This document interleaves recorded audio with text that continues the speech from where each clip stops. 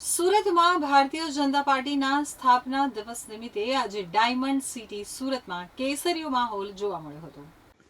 પક્ષના સ્થાપના દિવસને યાદગાર બનાવવા માટે શહેર ભાજપ દ્વારા વિવિધ કાર્યક્રમોનું આયોજન કરવામાં આવ્યું હતું, જેમાં કાર્યકરોનો ભારે ઉત્સાહ જોવા મળ્યો હતો।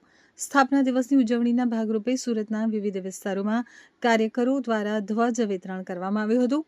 વહેલી સવારથી જ કાર્યકરોએ ઉત્સાહભેર પક્ષનો ઝંડો લહેરાવી એકબીજાને શુભેચ્છા પાઠવી હતી। શહેરના મુખ્ય માર્ગો અને સોસાયટીઓમાં ભાજપના ધ્વજ સાથેની રેલીઓ અને બેઠકોએ આકર્ષણ જમાવ્યું હતું। સ્થાપના દિવસની ઉજવણીની સાથે જ ભાજપે આગામી સ્થાનિક સ્વરાજ્યની ચૂંટણી માટેનું રણશીંગું ફૂંકી દીધું છે। સુરતમાં ભાજપ દ્વારા આજથી ઘર ઘર સંપર્ક અભિયાનની શરૂઆત કરવામાં આવી છે।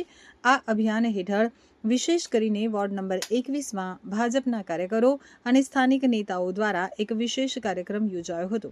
અહીં કાર્યકરોએ ઘરે ઘરે જઈ અને લોકોને કેન્દ્ર અને રાજ્ય સરકારની વિવિધ લોક કલ્યાણકારી યોજનાઓ વિશે વિસ્તૃત માર્ગદર્શન પૂરું પાડ્યું હતું। ભારતીય જનતા પાર્ટીનો સ્થાપના દિવસ અમારા માટે સેવાનો દિવસ છે। અમે જન સુધી પહોંચી અને સરકારની યોજનાઓનો લાભ છેવાડાના માનવી સુધી પહોંચાડવા કટિબદ્ધ છીએ, તેમ એક સ્થાનિક કાર્યકરે જણાવ્યું હતું। તો સ્થાનિક સ્વરાજ્યની ચૂંટણીને હવે ગણતરીના દિવસો બાકી છે, ત્યારે ભાજપ કોઈ પણ કચાશ રાખવા માંગતું નથી। સ્થાપના દિવસના ઉત્સાહને ચૂંટણીના પરિણામોમાં બદલવા માટે પેજ સમિતિની લઈ અને વોર્ડ સ્તરના કાર્યકરો સક્રિય થઈ ગયા છે। આગામી દિવસોમાં આ અભિયાન વધુ વેગ પકડશે અને સુરતના તમામ વોર્ડમાં ભાજપ પોતાની પકડ મજબૂત કરવા માટે એડી ચોટીનું જોર લગાવશે તેવું સ્પષ્ટ દેખાઈ રહ્યું છે।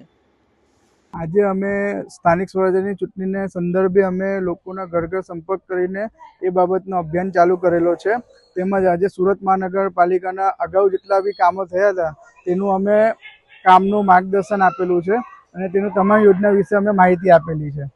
તેમજ અમે 6 એપ્રિલ અમારું જે સ્થાપના દિવસે ભારતીય જનતા પાર્ટીની સ્થાપના દિન નિમિત્તે અમે ઝંડા વિતરણ બી કરેલ છે। બરાબર। જી, આપનું નામ? મારું નામ કાજલબેન કાંતિભાઈ રાઠોડ છે। વોર્ડ નંબર 21 મહિલા મોરચા કાર્યકર્તા છું। આજ રોજ 6 એપ્રિલ ભારતીય જનતા પાર્ટી સ્થાપના દિવસ હોવાથી અમે અમારા વિસ્તારમાં ઝંડા વિતરણનું કાર્યક્રમ કરેલું હતું, રાખવામાં આવ્યું હતું। આપણા મોદી સાહેબે જે સારા સારા કામો કર્યા છે એ અમે લોકોને ઘર ઘર સુધી એ માહિતી આપી હતી પેમ્પલેટ દ્વારા।